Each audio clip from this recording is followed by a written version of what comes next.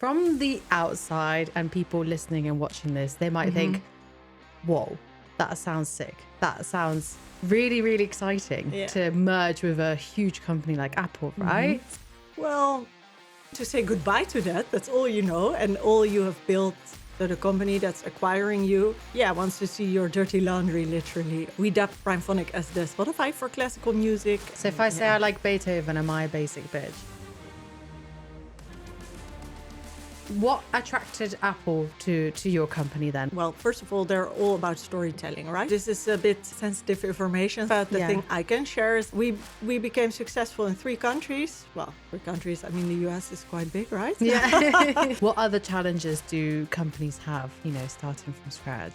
At first, they start to hire from their friend group or their close network. When you start scaling a company, the leadership team or management team members have the tendency to...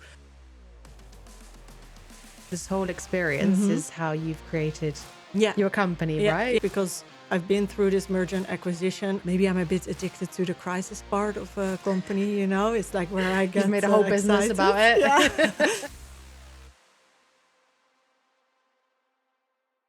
Carly, welcome to Talent Exchange Podcast. Thank you so much for the invite. So you worked for a company that was acquired by Apple Music, right? Yes. So from the outside and people listening and watching this, they might think, whoa, that sounds sick. That sounds really, really exciting to merge with a huge company like Apple, right? So I'm just curious to hear from your perspective, Carly, how that was for you. Well, it was an interesting and great time in that sense. But I think a couple of years later, I think it's now roughly 2.5 years later after the acquisition, you also go through a period of reflection and you also talk with ex-colleagues, maybe people that didn't make it to Apple.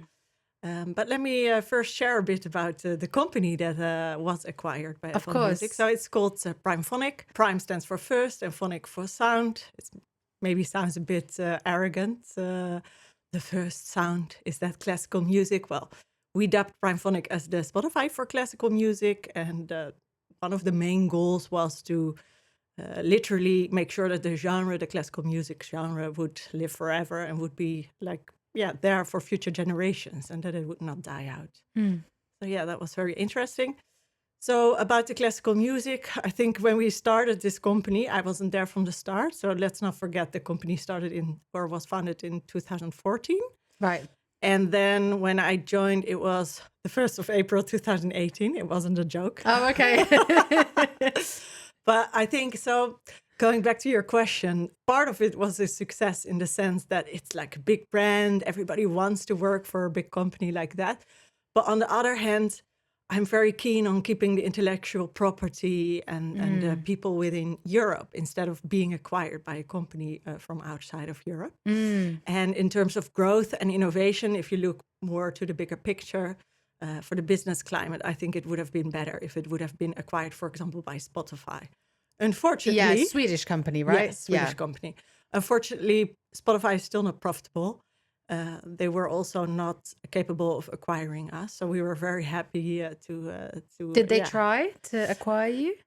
Well, there were several, if you compare to the dating scene, as we all do within the recruitment land, right?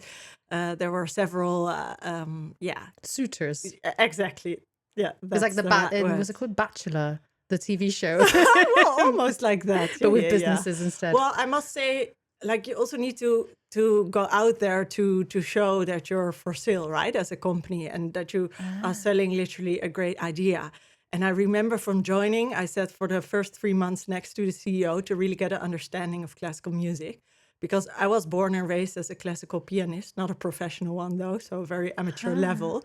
But I was this nerdy kid that woke up with an alarm clock, like a digital alarm clock with classical music on it. Oh, I love that. In hindsight, I'm thinking what was I doing? But it's also cute, right? Yeah. But for me, it was a no-brainer to join a classical music company because I love the genre.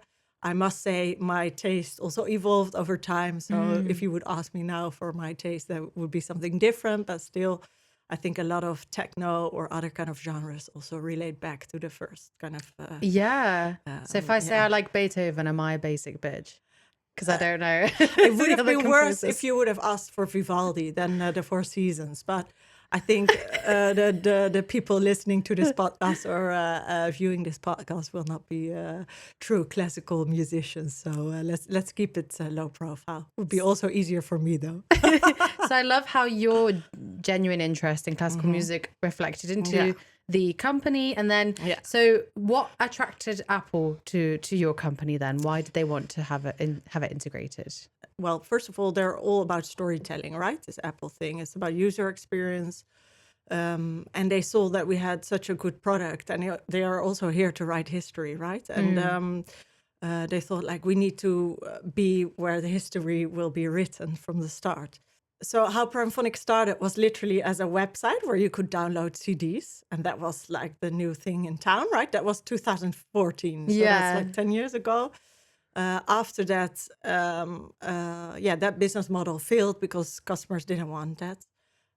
Also, record labels didn't want to share their music on our platform or on our website. I wasn't still there back in the day. So they were literally like doing stuff that's... I can't even think about that would be successful. And then in 2017, they faced a failed launch of a first MVP built by an external tech agency. And then when my previous boss joined, he said, like, I'm willing to join this company, but then we're going to start from scratch. And actually he and also me, we joined 3 music companies because they were first tied together. Wow.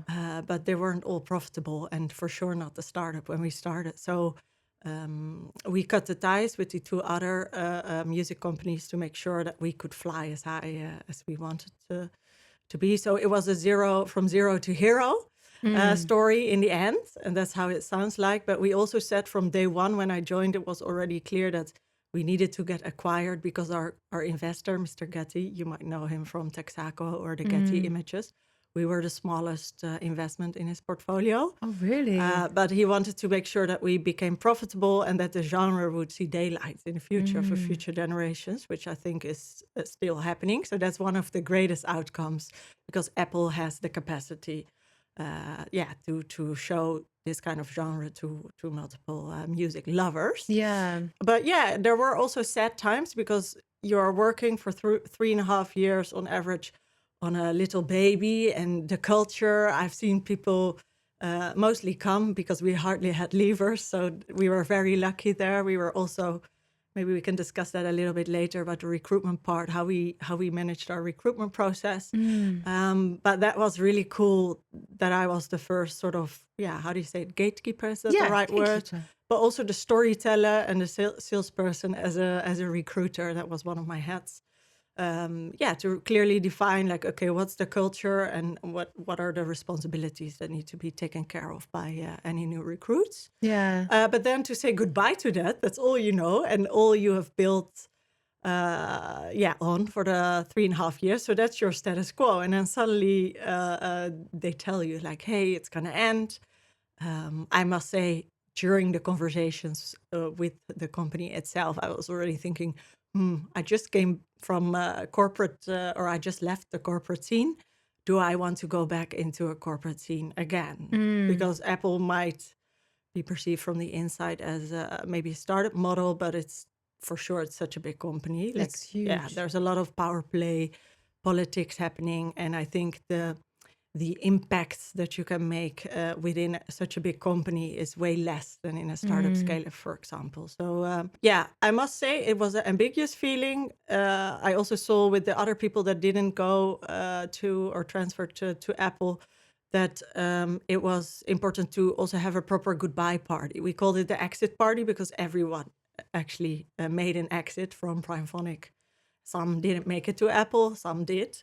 But we had a proper goodbye party. So that applied to everyone, of course, because the Primephonic story wasn't there anymore.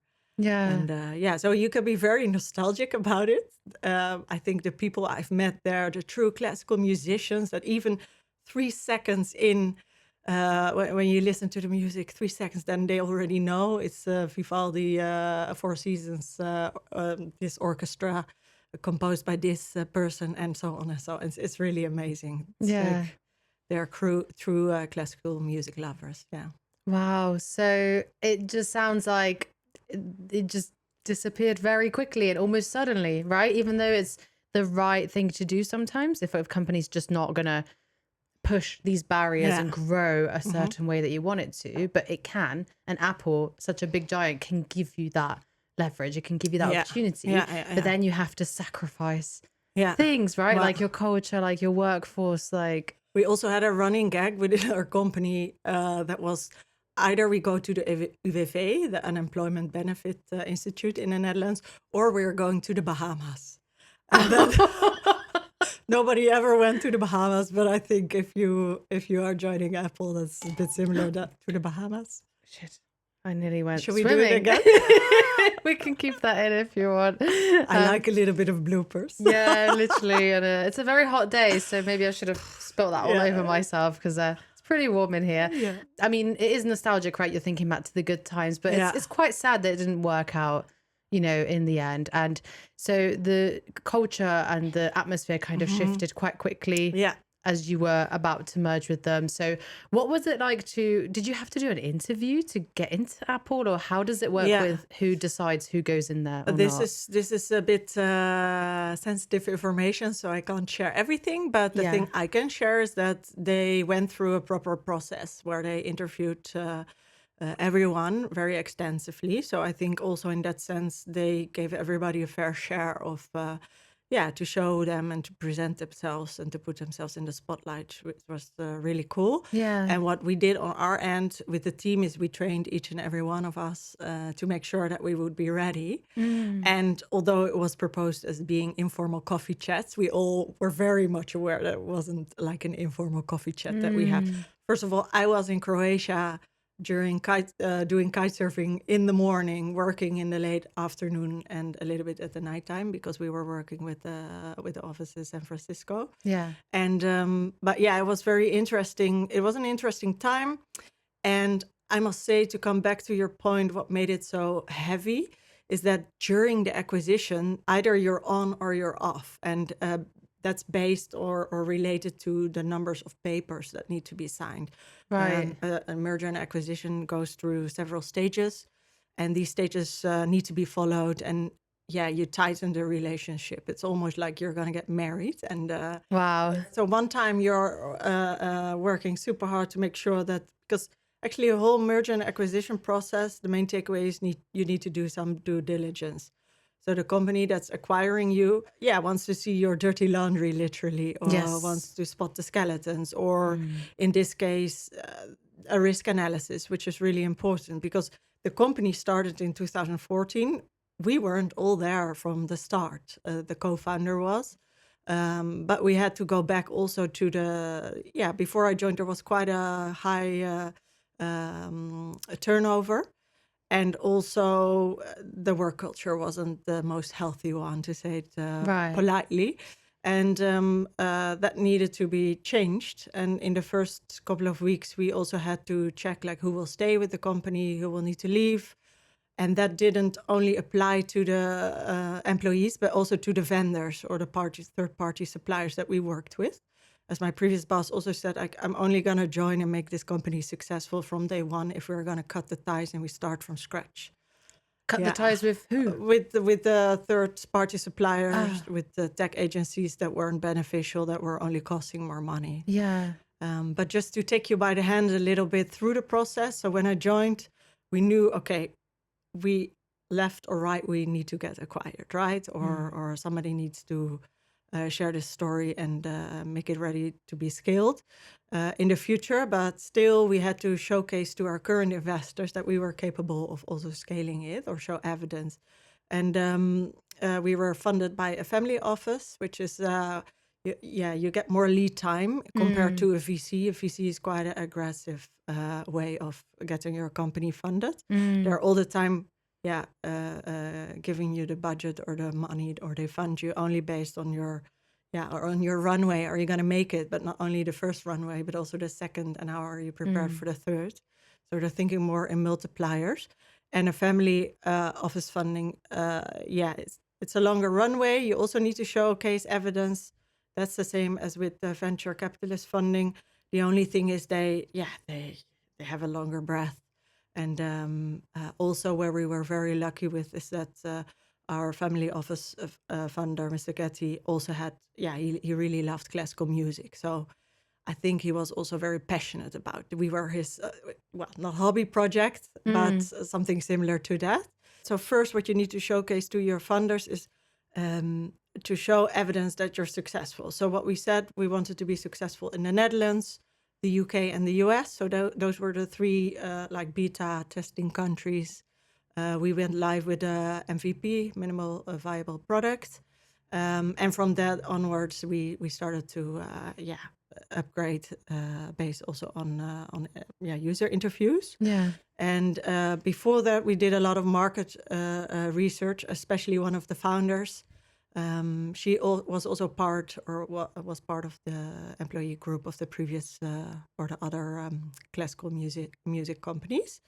And she is like really a classical music expert, you know. She did also the market research if this would be even viable, if this would see daylight. But yeah, we became successful in 3 countries. Well, 3 countries, I mean, the US is quite big, right? Yeah. But what was also very important is that, if you're going to build a team, the core product was like a text streaming service, but still the real core of it was like selling music actually to people and where to find these people, you know, and how to approach this. Because the average age that we found out was between 35 and 55. That you also need to be a bit tech savvy. And if you aren't tech savvy and you still want to approach those people, you need to build personas around these kind of customers to also make sure that they get explained how to be tech savvy. But sometimes, daughters, sons, siblings, whatever, of people, downloaded the app in the App Store, and then they bought a subscription for their parents, so to speak, and that was also super cool. So it was really also a family product in that sense. And sometimes what we did to also showcase how important the product was also for the tech people, because if you're hiring developers, how do you know that? Well, first of all, I had to hire a CTO. I had to find the CTO and where to find this person, and how do you know on LinkedIn if they love classical music? You know, it's like looking for a needle in the haystack. And but I think in terms of our storytelling, everybody wants to write history. I think the sexy thing was the streaming service for the developers, the classical music genre they could understand. Maybe it wasn't their genre, but we solved this. It wasn't a problem, but we wanted to make sure everybody was tapping in on the classical music part. So every day at 3:30 p.m., so that our US office could also dial in, we listened to a play of the day, we called it. Oh, and it was a nice. 1-minute music performance from our app, of course. And everybody was asked every day to pick a new, or if you encountered a nice work, then you could say like, hey, I have something for the play of the day. And then we listened to it, shared a bit of history behind, so that really this story came to life in everybody's head. And this was also a way, if you are using it as a company yourself, as the employees, we also tested it a zillion times, then you also understand where the pitfalls are or the child diseases. And that was really interesting. Yeah, and that leads on to my other question, which is more of a broad, general question then. So the challenges with setting up a company from scratch. So you mentioned you were one of the first colleagues, right? You had to get a CTO, you had to find someone, but what other challenges do companies have, you know, starting from scratch? First they start to hire from their friend group or their close network, because they don't have money yet to spend on really efficient recruitment software, for example. They make a lot of mistakes in the hiring process, especially when you're a friend. How are you going to give feedback? You know, is there a feedback system in place? And there's favoritism when it scales up. Yeah.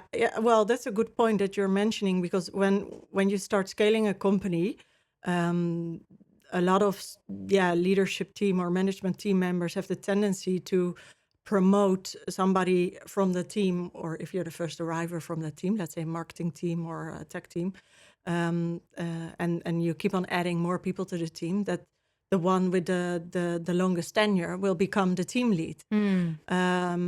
But yeah, have you been capable of giving that person, the best, or did you set this person up for success in terms of being a team lead? How to be a leader? Did you focus on learning and development trainings? And most of the time, what I also got is from people, because we were at some point scaling quite fast, that they say, like, I feel more like a psychologist instead of an employee or their team lead. I said, like, well, maybe we should start focusing a bit more on leadership courses as well. And the thing is, one of the things when you start scaling, it can feel a bit lonely in your team as well, because you're the first arriver for a certain expertise that you need to bring along, and you might not be super familiar with. You're also probably not really experienced in that field, because startup scale-ups don't have enough financial resources to pay the experts in the field from the start or during similar or various growth phases. And what we also saw happening is that sometimes when people had an issue, like how to raise their voice, right? And we wanted to prevent for each and every hire that we had in our team that they would feel lonely and sit with their individual problem. So we came up with, I think, Open Up. I don't know if you know that company. The app. Yeah. So it's a company where you can go, where you can... an app, right? Where you can get therapists on... Well, I don't know if it's an app already, but I know this back in the days, it was just you went through a website and then you clicked on like the agenda, you booked a time slot of a psychologist, and then you talked to the psychologist. And what I liked as being the HR manager, every 3 months or 4 months, you received the report back, and that you saw like how it's... Ooh, how does it work with like confidentiality and stuff? It's not visible because it's all anonymized, and you benchmark your company compared to other companies. Oh, so it's cool. never one-on-one. But I'm very much a fan of Quan. It's actually... it's not a similar, it's software, you do pulse checks, but in a different way. And at the end of each week or at the end of 3 months, depending on how much time you want to spend on this, you get questions based on how the team feels. And this is not led by the team lead. It's a group issue, so to speak, to address. Or if it's an issue, it could be also that you're scoring very high on a certain level, and that you also appreciate it, and that you celebrate that milestone as well. Because we're all in that tunnel. It's about growth can be very aggressive. If I sometimes see vacancies with the aggressive terminology, then you can already know like how the pressure should be or will be on the work floor. And but I think what's great about Quan is that they really focus on, okay, how are we going to deal with this situation as a team, and if it's a good thing, how are we gonna celebrate the milestones? That often gets forgotten, and we were also very keen on celebrating those milestones, so we also put a budget on the side so that we could celebrate also our little milestones, because it's not always about okay, in 3.5 years or maybe in 5 years we will get acquired, but are you gonna celebrate then? People will walk out. So it's also from a retention perspective smart to celebrate. Have something for people to look forward to. Exactly. And to come back to your question, another situation what we had, so I think, so April 2018 I joined, and in September 2018 we went live in the 3 countries, UK, the Netherlands and the US. And then already, when we were like live for 2 or 3 months, we were working with an external tech agency. We were very happy with them, Q42. Then in spring 2019, we went live across Europe. But that one of the requirements was we need to start offboarding this external tech agency, because it's going to burn money as hell. So we wanted to decrease that burn rate. The plan was literally to onboard all these developers as soon as possible. So my first approach was, well, first of all, we're not a recognized sponsorship, so let's get that in place. And then we started hiring all Smart internationals. move. That was a good move. Yeah. So, well, that wasn't in place for also the other companies, but yeah, they never had a HR or a recruiter in their company, so they also didn't know how to take care of that. So that was more the strategic level that we worked with. And so then spring 2019, we went live across Europe, tested it, and we still had to improve the product and also offboard the tech agency, whilst at the same time onboard our own developers. And that went through the first half year of 2019. That was an intense time because also the CTO joined and he had to get used to our way of working, but also take over literally the work from our CEO that, she had worked in the past with those tech agencies. So that wasn't easy, but a really cool stage to be in. We were able to hire people from great companies like Picnic, WeTransfer, Booking. I think it was the storytelling that also really helped here. And the culture, we really made sure that when they passed by for live interviews, back in the days, they were live interviews. I feel like a dinosaur saying this now, but when we did the live interviews, depending or when they were living abroad, that was of course not possible. But when they were in the Netherlands, then we invited them also over for a lunch that we could really. That's great. Yeah, but we were also smart about, for example, when we invited them for a lunch, that was almost like the closing phase of the recruitment process. We also made sure that the right people were sitting around this person to make sure that the right story was told. Yeah. And that the coolness, for example, to a developer was shared instead of only the classical music. No, it was also about the sexiness. And we were great in storytelling also. Yeah, this is the Netflix for music, but for classical music. So that was really great. And then at some point we offboarded that tech agency. And then we took a huge risk because we also weren't sure, is our developer team combined with our catalog team and marketing team capable of running this? And I also on the side needed to keep on recruiting, but also retaining all the people whilst we were. Just you? At some point I had some help. But which was really much appreciated, but up to a certain number, I can't recall, too long ago. But I really had a great bonding with each and everyone. So that also was, hard to say goodbye to, But luckily, I still speak and see most of the people from that team. Yeah. I mean, we went through such a pressure cooker altogether. Also, don't forget that the whole C-level team, or literally everybody in that whole team, never performed at that level in a company beforehand. So we were all helping each other. We were also interlinked at work, that you're growing also in your role by the success of others. Yeah. It's so cool. So there's bittersweet or good and bads of corporate life and of startup life. I had this question the other day actually, asking me what was the difference and what did you enjoy and not enjoy from both. So I totally relate when you were saying that, it is exciting when something is building from scratch and you're responsible for everything and you can kind of build that culture from the bottom up and you can, do intense, no, I don't want that word. Intricate interviews and have people over for lunch and take your time to actually find the right person from companies like Picnic and Booking, etc. But then you're wearing all these hats. People forget you're doing 3 jobs in one. You have so much responsibility. Yeah. How many hours in the day to fulfill 3 positions?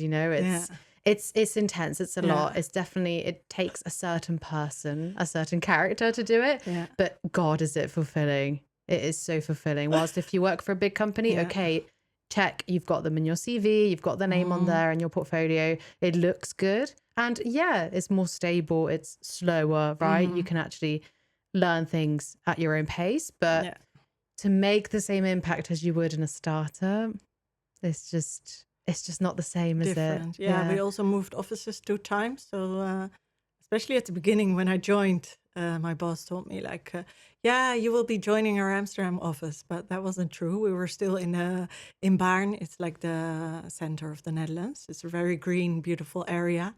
We had our office in the same building. It was like an old villa. very posh area. It's also called het Groene Graf, the Green Graveyard, because lots of pensionados are living there until they die. Wow, great. But it's a bit like when you go, it's not in terms of location. When you start hiring, you also location, just like buying a house, location.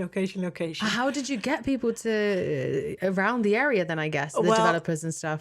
This is the thing. There weren't developers. We were working with the external tech agency. And I also said, like, in my recruitment process, I said, if we're going to stay in Baarn, hell no, I'm not going to join. I never visited that office though. The people, the C-level team that was already there was so kind to come to Amsterdam to my work at the Zuidas when I was still working at a corporate company. Oh, wow. Yeah, so no, because they were also very much realizing that it wasn't the most appealing environment for young people to join. The thing is that they first hired a bunch of interns. But this is the thing. They thought, like, let's just all drag them in. Why do they do this? I think companies now still have that. Yeah. Well, I can tell you on the first day when I joined together with my peer, and she was the head of catalog, and all the interns were responsible for the catalog and the data that needed to be put about a song or a work or a symphony in the app. They were responsible for that. And that's like literally very mundane and nitty gritty work. Very like you need to be an expert. And a lot of classical students were doing that. So they were all studying, or most of them were studying at conservatories. Some were nowadays famous DJs, techno DJs, opera singers, violin players. So that was really cool for the Friday afternoon drinks because we had live performances in our office. We also had an office piano. Gosh, it was a great Friday. Thank God it's Friday. Borrels, as we say in Dutch, drinks. Because we were also singing, and it first started with the classical part, but as soon, as the drinks were flowing, then all sorts of genres passed by, pop, love that, rock, whatever. I bet that's an incredible atmosphere. Yeah, so that was also, I think, at the beginning, we were mainly focusing on how are we going to make work fun, because we were working with so many students as well. On the other hand, we also needed them because we needed their expertise. So it sounds maybe bad that we were working with interns. And at first, I remember, like, why am I focusing only on hiring interns? I come from this level, and now I need to go back to this. At the same time, finding a CTO. So it was a bit like a strange process to be in. But I learned actually way more from hiring that generation than hiring C-level, so to speak, because they're way more keen. They understand that to make sure that the genre will be available for future generations. They immediately understood it, and they were so keen on to make this a great product that they joined. And but from day one, I have a funny anecdote to share. Yeah, is that so the head of catalog joined together with me, Minna. She's a Finnish violin player, and they first thought that catalog team, the interns, they first thought that we were interns as well. So, yeah, I don't know how, but I feel very... it's flattering. Kinda. We felt flattered at the beginning, but then as soon as they started to delegate their tasks, we were like, what's happening, you know? And then as soon as that happened, I was already like, no, sorry, I have a different job here in this company.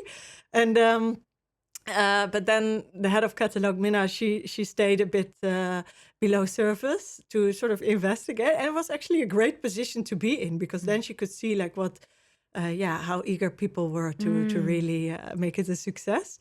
And then at some point she also revealed that. But this is our joke always. And then on that day, we also decided together that regardless if you're an intern or C-level or even an investor, we're going to onboard people in the same way, or so that they get the same understanding. So at some point we had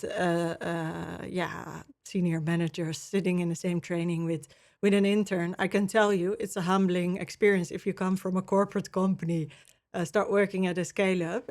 It's like that, you know, and also to appreciate that nothing is arranged for you, but that you need to make sure that you gather the right data, need to know how to either clean the data or talk to the right experts within the company. And I think in terms of knowledge sharing, that's also something that often gets forgotten in companies that scale, that they think on, knowledge sharing should happen in meetings, but creativity can't be pushed, right? Most of the time, 9 out of 10 times, I don't know about you, but at the toilet or when you're taking a shower, probably creative ideas will happen, or you're walking your dog outside. So what we did, we also designed our office in such a way, and also when we had recruits visiting live, we walked them through the office. Our office was 100 square meter, like the first office in Amsterdam. We were packed at some point. But we had, in each corner, we had a little story to tell so that they could really understand how the day would progress and what a day or a week would look like. Yeah. And also we had these long tables, like Italian style, where we were making our own dishes, like 2 people of the team in a rotating scheme cooked, and that you can only do up to a certain extent. And when we moved to our next office during Corona, that was the first thing to be killed, of course, because it was not hygienic at all. But yeah, people were still gathering together for lunch with 1.5 meters in between to make sure that we would talk. And I remember as well that I think the first couple of weeks when we were in this lockdown, I went to the office to see if something needed to happen at the office. I mean, you still need to make sure that the office will not burn down, for example. So I just did a check, and then I thought, like, I'm gonna record the sound of a coffee machine, put it on Slack, and people started laughing, because they were like all nostalgic, because we were all like in this together, right? You didn't know how long it would last, that situation. So that was also strange. And I must say, in our case, what was really difficult is that at some point people knew that we were talking to a company. They didn't know which one. I mean, our team was so small. At some point they found out, even if they pretended they didn't know. But that, you know what you're working towards too, but you don't know when it will happen, this whole acquisition. There's this pandemic happening. Apple also said you need to make sure that the key people stay within the team. So and define key people. Yeah. It was everyone. For us, yes. Yeah. This is also a thing. What I see happening with my current clients is that sometimes when the buyer, if you're the acquirer or the acquiring party, that if you are going to acquire or buy another company, that they don't define who are the key people. And actually, if there's no performance evaluation system in place, then how are you going to do that, right? How are you going to approach it? I think we were over-prepared to be bought, or to be acquired. We had our data migrated already on our own server. We defined key people. But yeah, what can happen is that a company can also define for you, like these are the key people, or that they tweak a little bit the job titles. And this is what you need to be very alert on when you're going to buy a company, that the company that's selling to you, that you don't get fooled by that. So you really need to define yourself, okay, according to our culture, to our performance system, what is quality to us, and what kind of key people do we want to keep, and are we able to retain them as soon as they join our new company, right? Our new culture. So that's also a thing. Yeah, I want to talk more about what you're doing now, because it relates to your previous experience. I have 2 questions that kind of relate to each other. One for internal colleagues, how to deal with this, but I want to talk more about what you've just touched on. So I have, just a real example, 2 friends who are business owners looking to get acquired, to grow, and obviously they're thinking it's the light at the end of the tunnel, this is it, we're gonna grow. But if they were listening right now and they needed some first-hand advice, what kind of insights or advice do you wish you guys knew before? I don't know in what stage they are with their company, if they're already talking to parties. Yes. Okay, so this is the thing. Actually, when you start your company, you start from the first day. I always call myself the Marie Kondo of a company. You need to make sure that everything you're doing, every analysis or every person that you're hiring, all the documentation needs to be as clean as possible, and to make sure that the risks are not there, or at least aborted as much as possible, so that you can showcase, like, hey, these are our books. This is how we've run the company. Because what I see, one of the mistakes happening is that companies open their books, but then the acquirer starts to demand, like, okay, tell me who has worked on this analysis. Are there ex-employees that maybe can claim that this part of the product or this part of the code or this part of the intellectual property is theirs? So this also means, and this also often gets forgotten in the recruitment process, sometimes I saw contracts not being signed, or NDAs not being signed. And then you can get an issue as soon as you start going into this acquisition phase with a company that might want to acquire you. So make sure that also in retrospect. So what we also did, we run down the employee list as far as we could. We also analyzed ourselves, like, okay, how much of a risk is this person still to the product nowadays? But in our case, that was very limited. But every little nitty-gritty detail needs to be, it can be easily overlooked. Yeah. Such thing. And also in terms of excitement, and this is also what's written in like M&A for Dummies kind of books, or I know a lovely book. It's called something with synergies. I don't know the exact name. It's my favorite book. Let's leave it in let's put it in the show note. So let's say you're building your company, you're an entrepreneur, you want to get acquired. That means you want to get money in return. There are two things to that. So one thing is, if your C-level team, if they all have skin in the game in terms of money and they want to earn money out of this, if they start smiling and become a little bit too happy, then you need to be very much aware of how they behave, because they can think like, yeah, we're going to earn a lot of money, but will that benefit, for example, the innovation or the growth for that product or for that industry as a whole? But will it also benefit the employees? I mean, lots of people also, there you can romanticize work, but you also need to work in order to pay your mortgage or to put food on the table. So also a lot of families are dependent on those kind of salaries, and that often gets forgotten.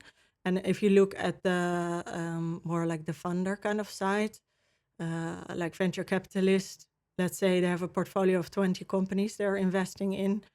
Every time one company fails or needs to shut down or whatsoever, or is not lining up for the next funding round from that same VC team, then that means the pressure will be more and more on the teams that are, or on the companies that are succeeding in that portfolio. Right. And they need to deliver 3 times, 5 times, sometimes 10 times more than all the other companies that have failed. So that's how a funder looks at their portfolio. Like, if 10 fail, then the other 10 need to be successful, but at least twice as much, if not more. So if most of the time, even lower numbers will be able to make it. So you can imagine, I think what our team did really well is that the pressure from above was never they were transparent to the team, but they never felt that much of pressure that the C-level team felt, for example. So, and also, so transparency is very important, but decide when. Also to the acquiring party, like, what do you want to showcase? You as the seller, you can also define how you want to frame your information. Always ask for external support, like lawyers, due diligence analysts. Ask other people in the field that are already a couple of stages ahead of you. Ask for the best practices around the culture shift. And then as soon as you get acquired, then 9 out of 10 times C-level team also gets fired or exited. Yeah, I saw this in one of your articles, right? And I read through it and I didn't know this. And it was really cutthroat and interesting article as well. Well, there are a couple of things. So depending on what the background is of your the funders of your company or your funding team, so to speak, sometimes they fire C-level teams straight away because they are the culture ambassadors of the old culture, or sometimes it's in terms of financial resources more beneficial to say goodbye. But 9 out of 10 times it's about killing the culture that exists, because you want to make sure that the new hires get blend into the buying company as soon as possible. But if you don't fire them straight away, what can happen is that first, as I said before, the C-level team can be very happy as soon as they know they will probably get acquired. But then as soon as they are acquired, they can literally start the nose picking and count their money, so to speak, because their goal has been checked, right, and they don't need to do anything anymore. Probably they get another job in a new team, but that might not. Yeah, you're losing a lot of power, a lot of impact, and you're not the direct boss anymore of your team, which can also be very challenging. So what I advise to companies that I work with is also to really be smart about, if you're onboarding C-level, that you give them designated tasks before they start the nose picking and getting bored. And I call them mood hoovers. That Mood they may, hoovers. they maybe start to change literally the atmosphere in the office. And there's still this old hierarchy level that will never disappear as soon as you take over a complete team, including their leadership team. So you need to be really careful there. Yeah. How do you assign positions? So the bigger company obviously has chiefs and vice presidents, etc. So how would you assign? Because I've not seen it from this perspective. I've only been through it as an employee going through a merger or an acquisition, right? So how would it work? Do they just join the chief's team, or are they assigned as like a director or something? Well, that depends, of course, how big the company is that they're transferring to. Most of the time they keep their leadership team position, but in a different way. I mean, what happened with our team that was not next to Steve Wozniak, or what's his name? But there are a couple of layers below, but still they're like very seniors in the team. You can't make them juniors again. I was thinking that, yeah. But most of the time, if you keep them, what's important is that, for example, for your old clients or your suppliers that you're working with, that you keep the same faces for the daily operations. And at some point you can think of a exit kind of strategy, or you discuss. But I think what we are focusing on too little in the Netherlands in particular is that we're afraid to fire people. This can influence your culture in a very negative way. And I would say, like, do it as fast as possible, but be reasonable, be open about it, transparent, and give clear reasons, not just firing for the firing's sake. Or give them, let them say, like, okay, for the first 5 years, you will stay here unless they leave. But sometimes they can't leave. That's sometimes part of the package of the company that acquires you. So that also depends. But yeah, in terms of if you would take on the old C-level team, then make them ambassadors for the new culture as soon as possible. Yeah. And if you sense that they're not the best at it, then assign other people next to them, or give them extra coaching, but never lose them out of sight. For culture reasons. Because they have closer bonds with the original team as well, right? So they could. Yeah. Wow. Yeah. Super insightful. Yeah. And what about from the employee perspective? Wow, can't speak. Yeah. What about from the employee perspective? So, like I said, I've only seen it as an employee. So what kind of advice would you have if, I'm going through a merger acquisition? Yeah. So from an employee perspective, it can be perceived as really tough when you're in the acquisition phase, but the end papers are not signed, the money has not been paid yet. It can feel like you're taken hostage a little bit, or one day you're working super hard and then the next day you're not working at all. Just to give an example, at some point in a stage of an acquisition, then the acquiring party will say, like, hey, it's time to say goodbye to the people that are not coming along. And that most of the time happens a couple of days preferably, or sometimes a couple of weeks, depending on the length of the acquisition phase. But after a certain paper has been signed in the project, you're already close to the end of the stage. Then the acquiring party will sort of seduce you, if not force you, to say goodbye, or also already to let them know, like, hey, you're not coming with us to the next team. And there it's a bit sensitive, because you really need to, when you're getting acquired, you feel like you have less power, right? But let's not forget that as long as they haven't paid that check yet, you're not acquired. So if that means that you're already going to say goodbye to your team members that will not join, that might mean, or to, let's say, maybe they will kill all the teams. Sometimes acquisitions happen only on intellectual property or on certain software or codes or whatsoever. So, but let's say in this case, our team transferred. But then you could also happen if you're saying goodbye to certain team members that, that you have only an online product, but nobody can maintain it, and customers might become unhappy. And that was one of the risks that we faced as well.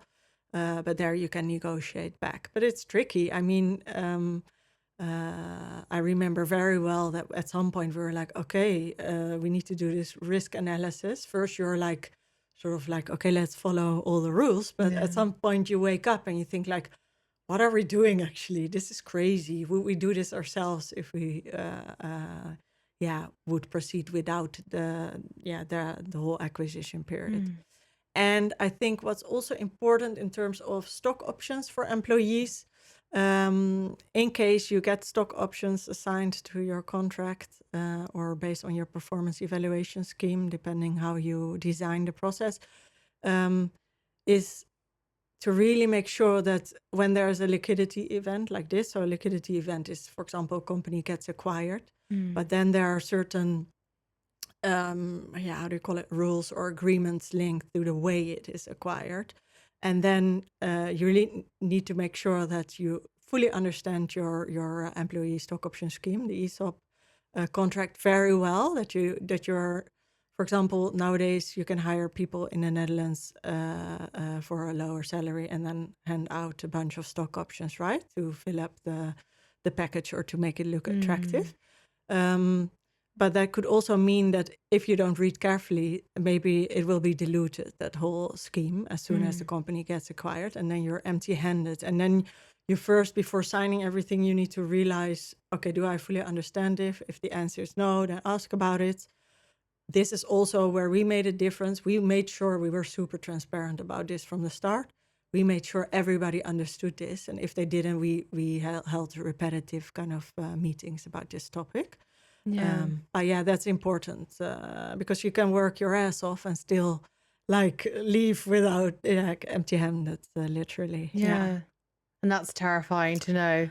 Yeah, in a way. On the other hand, I mean, this is also, and this is a bit like a romanticized answer, but that's also the charm, you know? A lot can happen. You never know if you have gold in your hands or not. And that's taking the risk. And that's, I think, if you would compare it to corporate lifestyle, it's more like the golden chain or the golden prison, as I call it. There you're very much assured of your income and etc.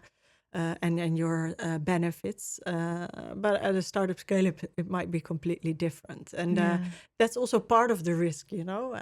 And this all relates to your current venture, right? Like what? So all this whole experience is how you've created your company, right? So tell us more about that. Well, at the beginning, I was thinking like, okay, let's test myself.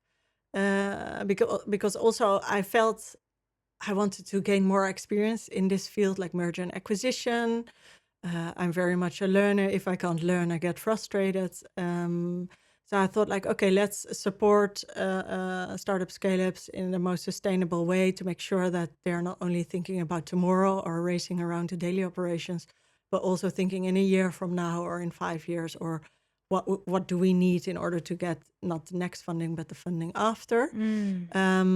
But actually, I recently, it's also like going through this entrepreneurial phase.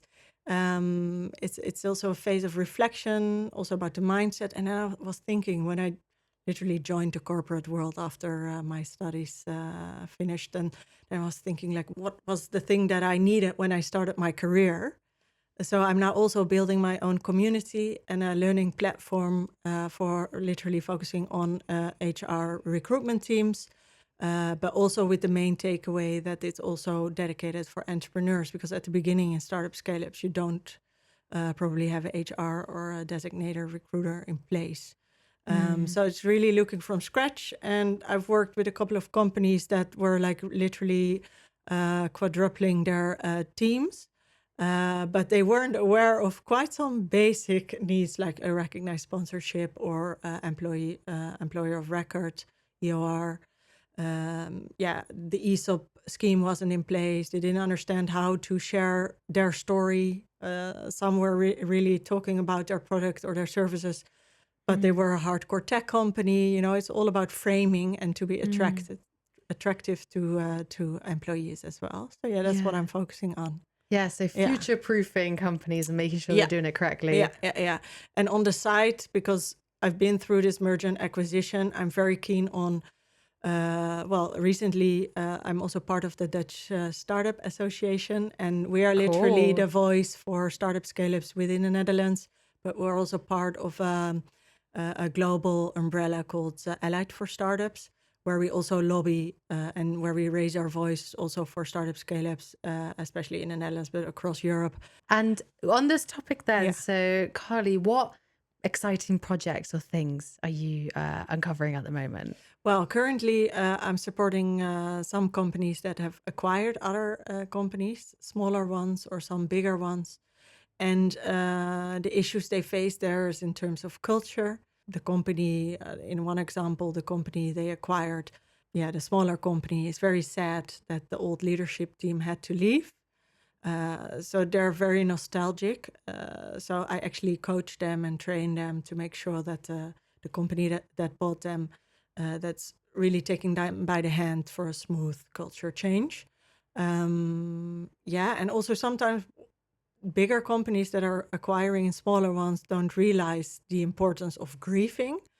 And it can be twofold. It can be like a super great thing because the acquiring party can offer you better, probably your salary will increase. Let's not forget, that's also quite important, right? You can scale your career in a faster way. So there are also benefits, but you suddenly have a new employer. It's almost like you're starting your day from day one, which always is a bit uncomfortable, right? Yeah. But I've also worked with an electric vehicle company, and they acquired some companies across Europe, and those companies were bigger than they were, so they have a bit of an issue being taken serious as a smaller, being a smaller team. Yeah. Ah, okay. So that's the other way around. Yeah. Yeah. That's also interesting. So you're dealing with a lot of interesting cases. Yeah. And also sometimes the gossiping happens, or the new leadership team is not a blended team of both companies. If you are smart, you would make sure that you have a blended team there, as diverse as possible.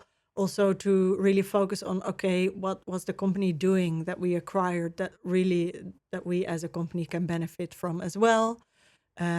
Put people in the spotlight on what they do well, really. And also I would say kill, it sounds a bit aggressive, but don't appreciate or don't reward bad behavior. It's the context that matters. It's about behavior and performance. It's not and or, it's and behavior and performance need to be put in place. And one thing last week happened at an event. There was the CEO in a diversity, equity, and inclusion workshop. He was talking about, what do you do if you hire people from certain countries where the propaganda about their dictator is quite strong? Would you hire this person? And I disagreed with him, because it's like if you have a box of polished and great golden apples, and then suddenly you add no pun, apple. Funnily. No, but if you add another fruit to the table, it might become this mood hoover, or are you gonna? And this CEO said like, but he was very tough. No, let me phrase it differently. He was very keen on implementing D&I and adopting all the initiatives. But this is what I find a scary evolution movement happening at this moment, is that it was this typical white privileged Peter kind of CEO who said this. He claimed, we need to focus on D&I, and it's a tit for tat policy here. And if you're not following the new initiatives, then you're out. And I said like, well, the way you're telling me is also a bit unapproachable, 9 out of 10 times this is also a blind spot. We're all biased. And then I found it scary that he was sort of enforcing us at the table also, that he really made clear that he's pro D&I, But I was thinking, like, how much of those initiatives do you identify with? And if you don't identify with all the initiatives, but you think from a KPI perspective only, how successful will it be? And that's the scary thing that I see happening in the field at the moment. So I also told this person, like, maybe listen a bit more in workshops like this than like sort of try and educate on something you're not experienced about. Exactly, because you're this white privileged Peter. You're the CEO of a company. Like, what? I mean, is everybody going to listen to you? Times have changed, especially for new generations. They don't take that answer for granted anymore. And what often gets forgotten is that C-level thinks they're very approachable and open, and that might be the case as soon as you start from scratch.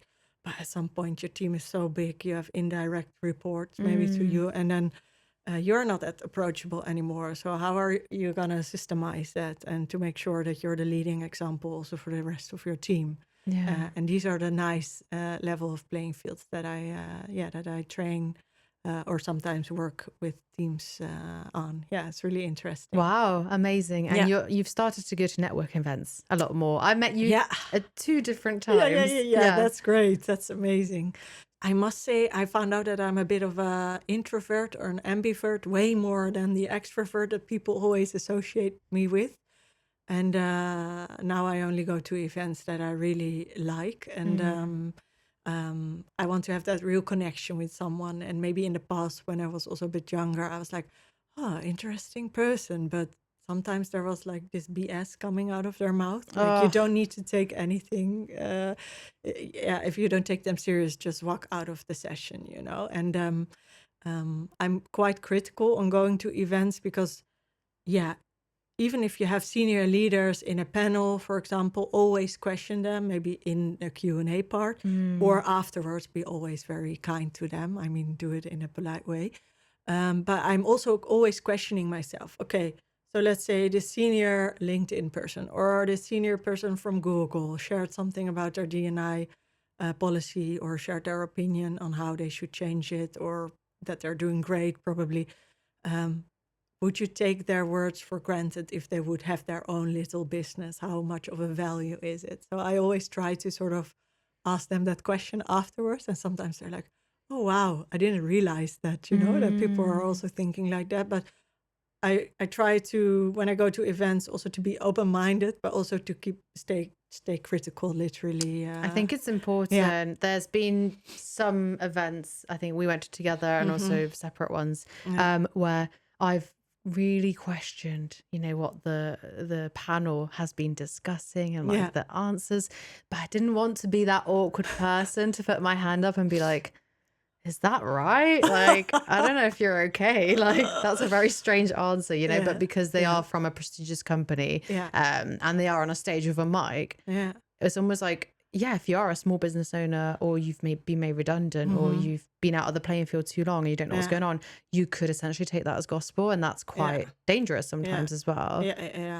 I think it's important that in whatever position you are in a company, that you're always aware of what you're saying. And sometimes it slips through the fingers, but then don't be too shy to apologize. I mean, also visions can change or perspectives. I mean, maybe one day you think that and the next day you think something else, but then make sure you reflect on the two visions, so to speak. I've actually been invited to, do you know the Localize event we met to speak in October? Nice, and I am scared of exactly that because it's recorded and I'll be on the stage and stuff like that. Great. And I want to be challenged in a way because like doing this podcast and meeting you and speaking with other... We can practice here if you want. Stay after hours. I like to be... I am opinionated about certain things, but I really keep an open mind, for topics. Because HR is evolving, continuously growing.